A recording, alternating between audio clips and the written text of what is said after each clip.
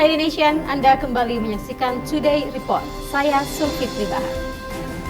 Indonesian, pemerintah Kota Makassar melibatkan Komisi Pemilihan Umum dalam pemilihan Ketua RT dan Ketua RW se-Kota Makassar yang rencananya akan dilaksanakan secara serentak pada November 2025 mendatang. Lantas, sejauh mana peran KPU Makassar nantinya?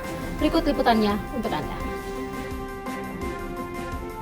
Kurang dari sebulan pemerintah Kota Makassar akan melaksanakan pemilihan Ketua Rukun Tetangga dan Ketua Rukun Warga secara serentak di 153 kelurahan.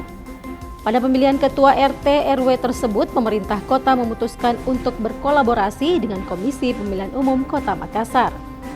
Kepada Indonesia, Sri Wahyuningsih selaku Ketua Divisi Teknis Penyelenggaraan KPU Kota Makassar menjelaskan bahwa posisi KPU nantinya bukan sebagai pihak penyelenggara.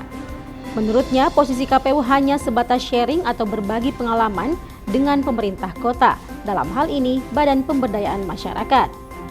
Di antaranya dengan memberikan masukan terkait beberapa aturan yang perlu dipertegas dalam petunjuk teknis, sehingga nantinya tidak terjadi hal-hal yang tidak diinginkan dalam proses pemilihan.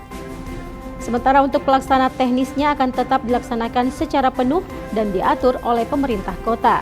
Kita cuma berinput saja di pemerintah kota, bagian BPM, bagaimana membawa proses ini berjalan dengan baik, mengurangi konflik di bawah, karena itu banyak hal yang harus dibangun, yang harus dibuat di dalam juknis ini. Misalnya, saya kasih contoh, di dalam Perwali itu disebutkan ada masa sanggah.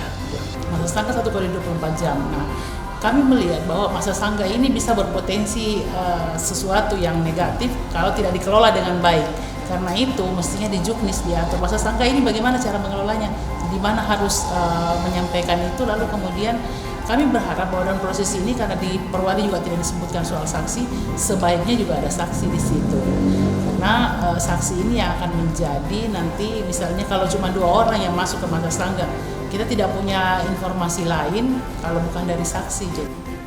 Sri menambahkan untuk mekanisme pemilihan RT RW akan mengadopsi sistem serupa dengan proses pemilihan umum yang mencakup proses pendaftaran calon, pemilihan, perhitungan suara, dan penetapan ketua terpilih.